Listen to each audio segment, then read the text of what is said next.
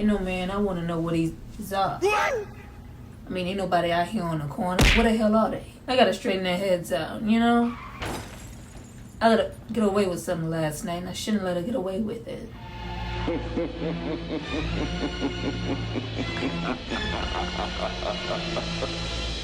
tried to kill me, Goldie. He took all my money. And he made me strip. He tried to off me, man. Let me tell you something now. You listen to me and you listen to me closely. Now, I want you to get yourself together and get back out there and get me my money. I don't care how long it takes. You better just get yourself back out there and get it. Now, get!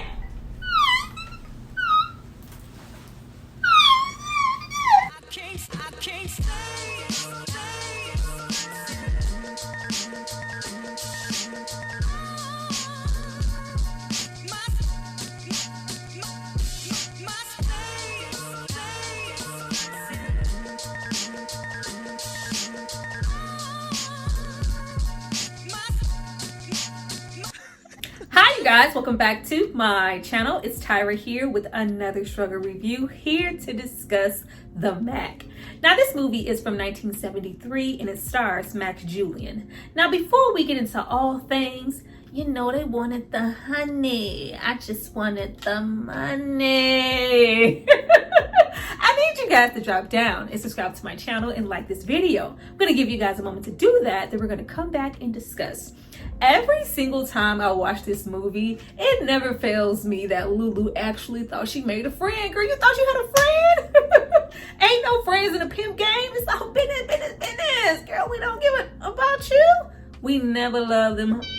Go back.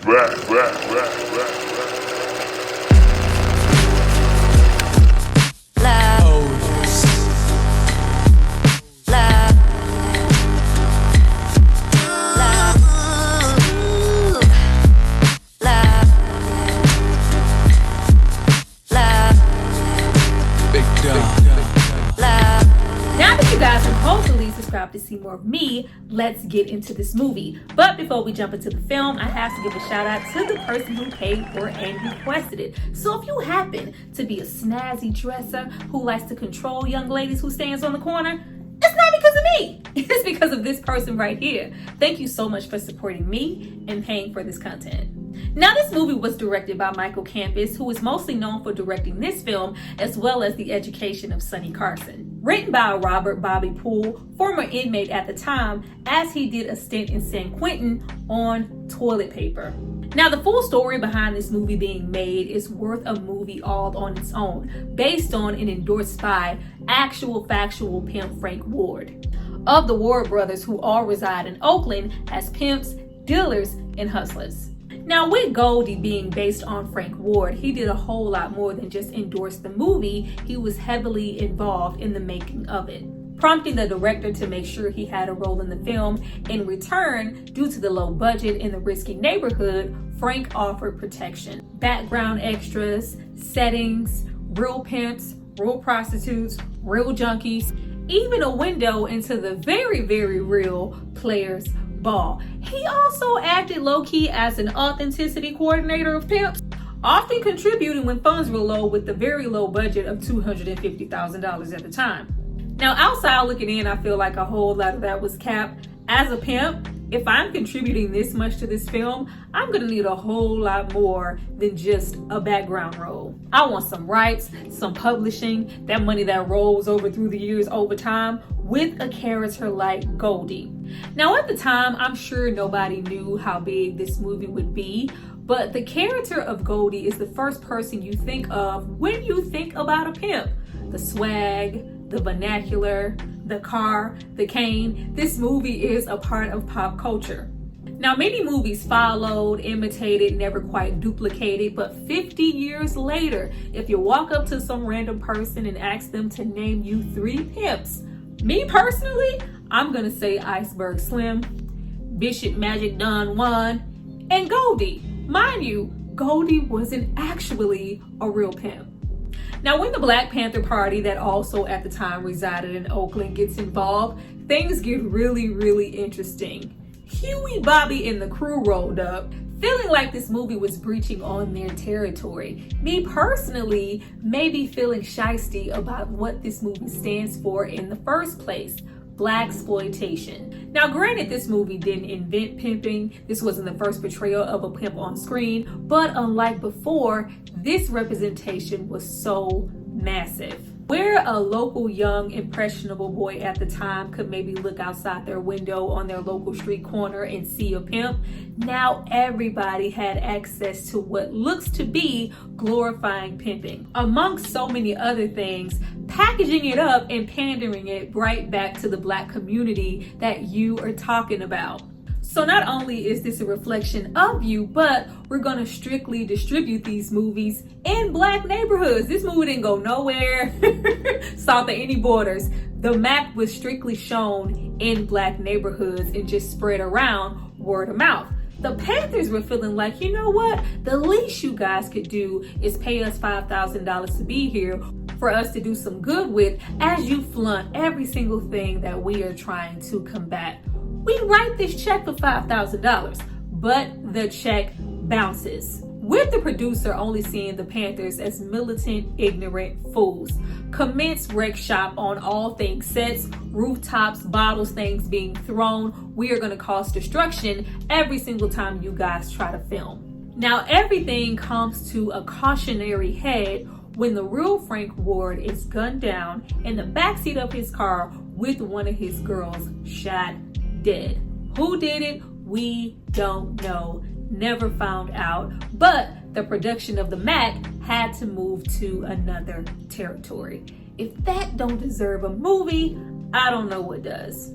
I also want to just take a quick second to speak on Max Julien. He did a great job with this movie. I feel like he was a really great actor. Wanted to see him in more, but unfortunately, he is just strictly known for this role, even portraying it later in shows like One-on-One, as well as movies like How to Be a Player. Now, he did have other roles as well as doing producing and writing for movies like Cleopatra Jones, even doing a lot of writing on this movie, and I don't think a whole lot of people give him credit for that. I didn't even know that prior to watching the documentary for this film. Involved in the rewrites, handpicking every single actor himself, even the likes of Richard Pryor, who was very, very problematic at the time, even liking and writing the character of Olinga, who portrays his brother, the revolutionary, to be written like Huey P. Newton, his friend at the time. Now, we open this movie in the year 1967 with a setup, Goldie being set up. We don't really know why, but we do find out later that this is a drug deal gone bad. There isn't a whole ton of build up here to any character. This movie was literally made for a dime.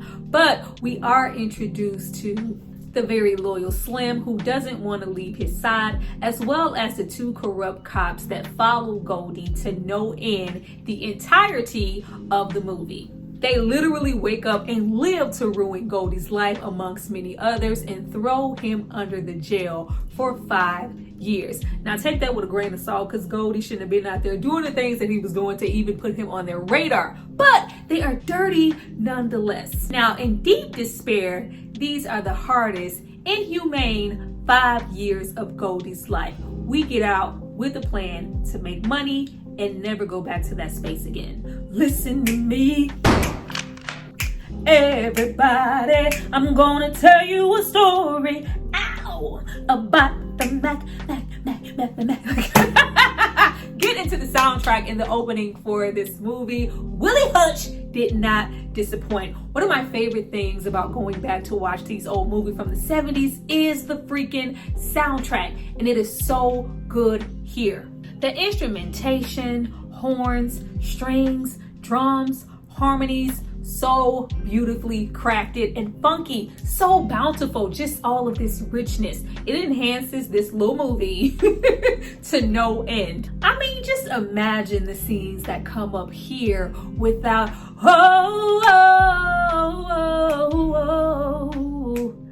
I choose you, girl. Like, oh, choosing never, never without a rubber, never in the sheets like it on top of the cover. We need all of this. Brother's gonna work it out. Brother's gonna work it out. Brother's gonna work it out. Brother's gonna work it out. Brother's gonna work it out. I mean, y'all get it. Y'all get it.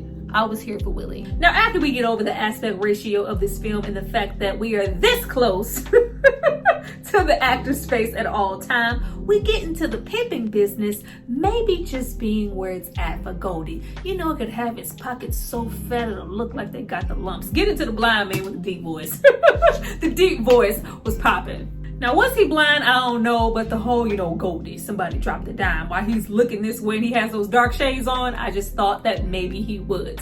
Goldie, even though our pockets are mighty low, we are unsure if we want to take that route. Not strictly because he doesn't know the first thing about pimping, because right away he has a complex about pimping that he is trying to conceal. We see this not only in his uncertainty, but in his very first interaction with Lulu.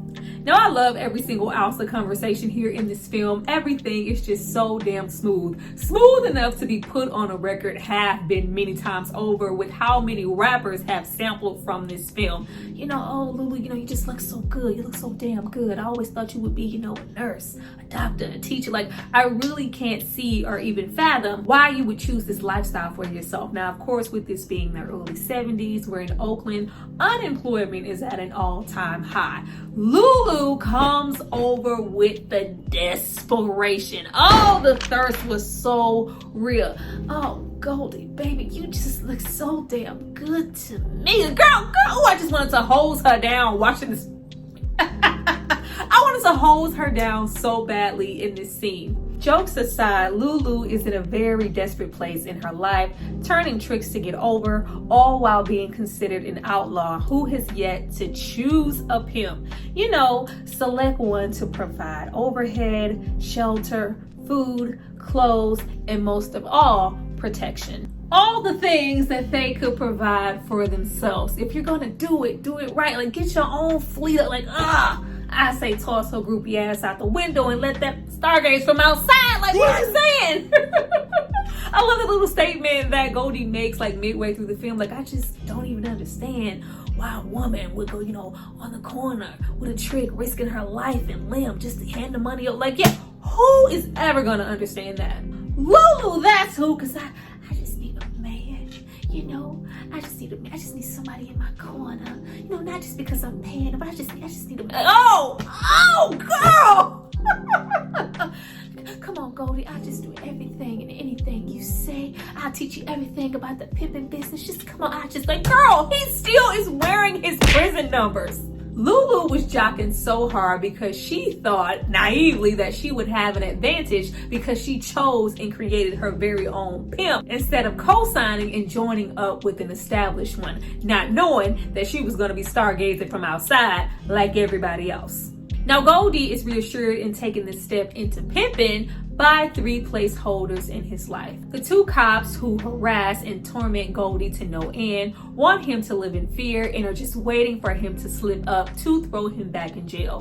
His mother, who is portrayed here by the beautiful Juanita Moore, aka Annie from Imitation of Life. She is just as sweet, soft-spoken, and demure as a mother as she was there. With Goldie slipping up in the past, using drugs as well as distributing them, she simply wants to know, what are you gonna do, son? What is your plan? With your options being limited, I would hate for you to fall back into that. Let's just go to church. I don't want to hear none of that. All I want to focus on is providing for you and getting you that house I always promised you. We also have our young revolutionary baby brother Olinka, who is into all of the Black nationalism, rallying the people to combat against, the drug use, the prostitution, the distasteful things in the Black community, along with things like racism and white supremacy. But the last time I checked, those things don't equal up to any amounts of money being in my pocket. I'm gonna do my own things my own way. Matter of fact, I want to be the best pimp to ever do it. Sooner or later, Lulu becomes one of many girls. Our pimp game is heavy and strong. I mean, the Starfield Planetarium hypnotizing heifers, Goldie's illustrious ladies of leisure, Goldie's family, like the non-stop drills and trainings on how to not only rob a store, but to rob a John, as well as this being a lifetime contract. But at least, you get to live a good life.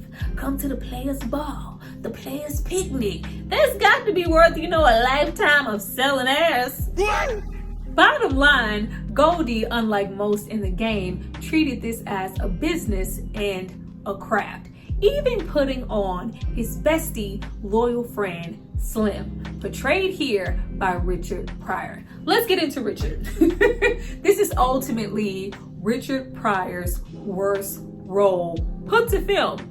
Now, it is absolutely no secret that at this time he was very heavy into his drug use. I mean, many of the lines here, especially the ones we love, by not just Richard, but everyone, were absolutely improv. But all of Richard's dialogue was improv because he couldn't remember any of his lines. We were constantly late, antagonizing the director, but the only thing that kept us safe and sane was the likes of Mack's Julien constantly vouching for him. To see that scene where he's like, yeah, you got your titties out, like a lot of the stuff here that is funny, it probably wasn't supposed to be, but he just couldn't remember what to say. The slurring of the words, cause they talking about you. I ain't even know who the hell is Goldie, like, oh, Hawaii. Now I ain't never like, I ain't no track star, so don't ask me to run. Motherfuckers, we gonna get him, Goldie. We gonna like, those were real emotions coming out of Richard because he probably didn't even know what the hell was going on. Nigga, you wanna die? They gonna pay for this, Goldie. Motherfuckers, they gonna pay. Like, oh. Thank goodness for that immaculate chemistry that he has with Max Julien, which is why I'm sure he vouched for him to take this role, as well as his incredible ability to improv on the spot. Now, Goldie's instant rise to the top only affords him the Biggie treatment. More money, more problems. More problems, more haters. Everybody in this movie is coming for Goldie in some way, shape, or form or fashion. First, we have the gambler, aka the rat man in the trunk who tries to set Goldie up, the corrupt cops who have an increased vendetta against Goldie strictly out of pure jealousy for what he has. Caucasian dudes was jocking Goldie way too hard in this movie. It was too much. I love that little scene when you have Olinka get one of the dealers off the street. He's like, oh, can you believe this? This self-righteous son of a trying to make this neighborhood a safer place to live for them. How dare he? Like, just absolutely ruthless. But of course, we find out that they are using the drug dealers on the street as subsidized income for themselves. And then you have Fat Man. Fat Man was way too hard up here. Like, I just need you to come work for me, Goldie. I need you. Like, the way that Fat Man as well as the two cops kept referring to Goldie as boy, constantly trying to put him in his place, low-key having that deep slave mentality of just pure ownership. We own you, which they didn't. But if I tell you to get back out there on those streets and sell my drugs, that is what you are supposed to do. If we say jump, you say how high. We are entitled to you as well as everything you think you have that we could take away any given time. I just absolutely love Goldie. There are so many quotable lines here. I'm having a good time tonight, man. I'm having a good time. Just leave me alone, man. Leave me alone. Just so damn cool. Now listen here, you vicious piece of jelly. Like, who the hell thinks to call somebody a vicious ass piece of jelly? That's probably one of my favorite lines from the movie. I have no desire to pump that poison into the community and to my people. As if what Goldie was doing was any better. Let's get into Goldie and his Robin Hood complex via the pimping. Now, though Goldie put up this strong facade of being a proud pimp, he doesn't want anybody else, let alone small children, to follow in his footsteps. You can be a doctor, you can be a lawyer, you can be anything you want to be, but not like me. Matter of fact, I'm not gonna come through here and give you any more money if I find out that you are skipping school. Child, that little boy in the front seat.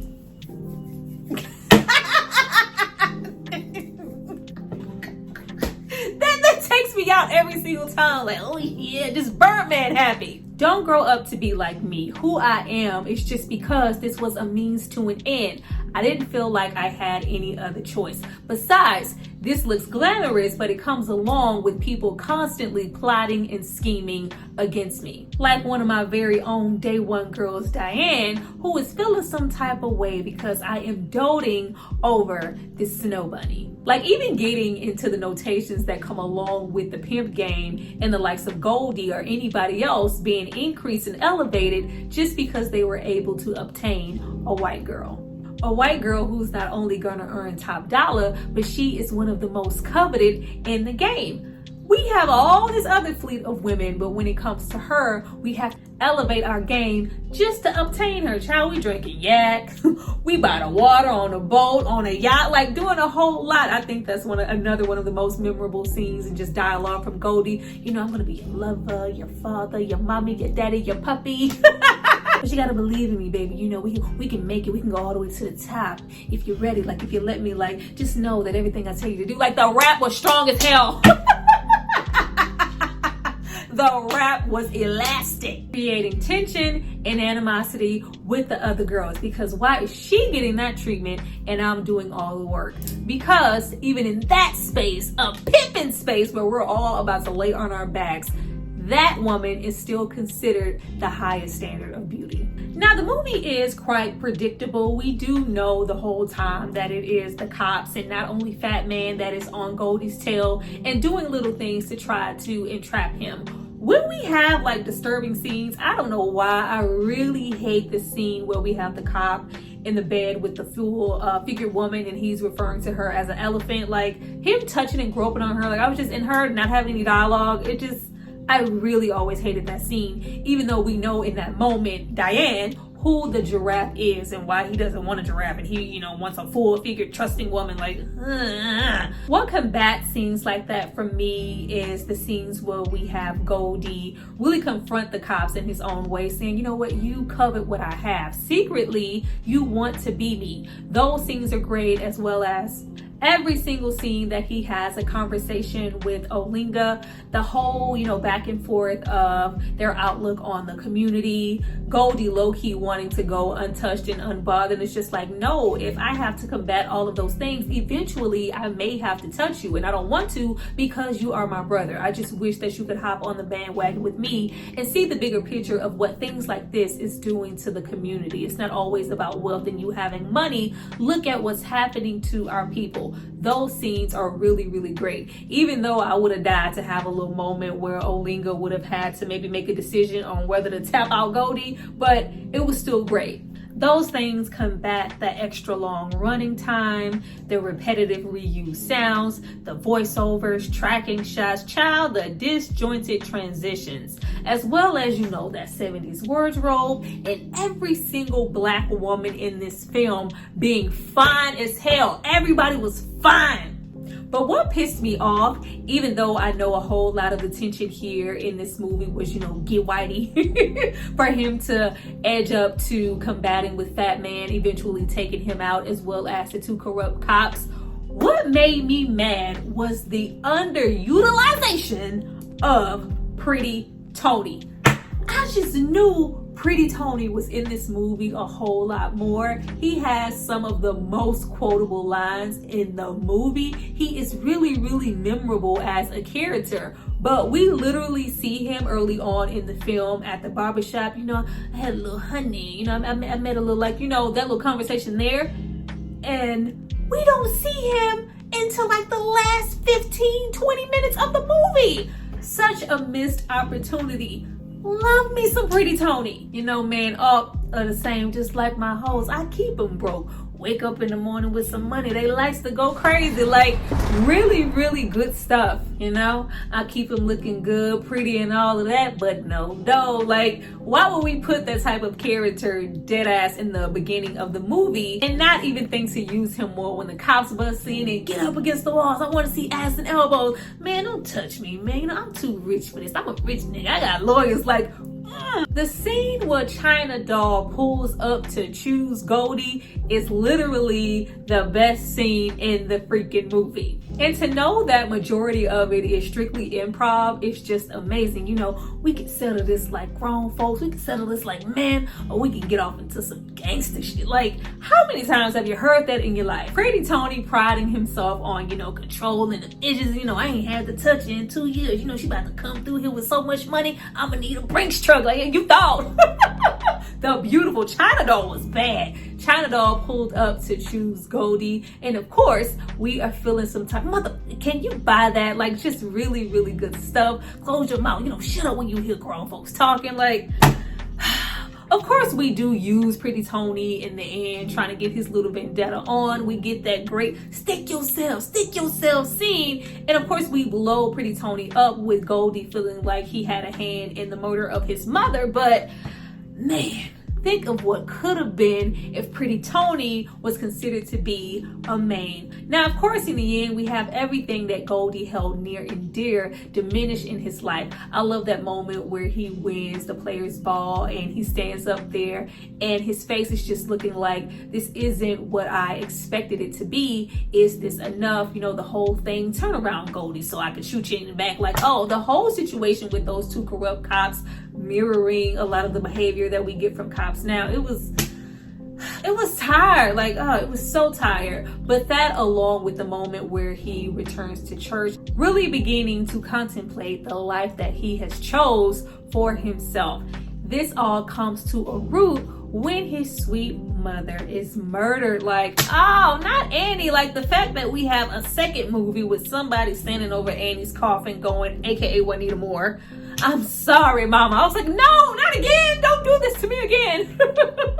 But that whole scene there is really great. I saw that Max Julien in real life had lost his mother right then at that moment. So those were real emotions and tears from him. Now, I don't know why. Every time at the end of this movie, I always forget about his brother and that whole sense of him turning, first of all, from that revolutionary to somebody who now needs revenge. You brought corruption, you brought death, you brought so many things to our doorstep, and even my mother. When something happened and is going to happen, I'm going to be there to take out whoever did this. I always forget about that. You stuck my man, now stick yourself. It was never Pretty Tony. I low-key felt a little sorry for Pretty Tony.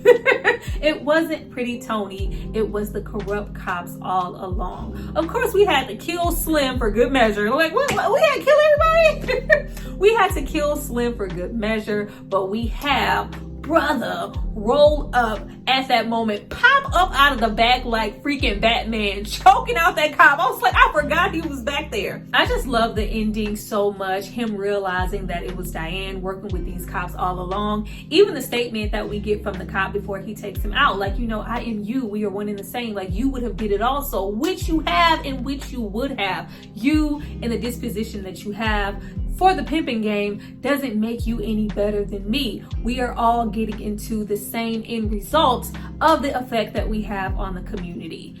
Everything you've tried to do to satisfy yourself has brought jail, death, destruction, abuse, jealousy, and loss. This is absolutely no way to live. Symbolically leaving a Goldie who arrived on a bus out of jail with nothing, leaving on a bus out of town with nothing. Good stuff. Business, pimping. Good stuff. Really awesome stuff. Brother's gonna work it out.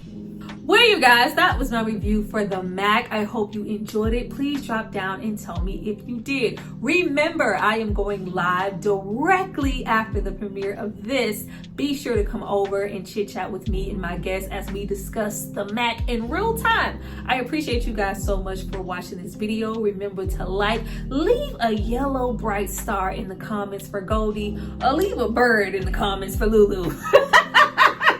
Whichever one you prefer. I see you guys next time for my next video. Bye.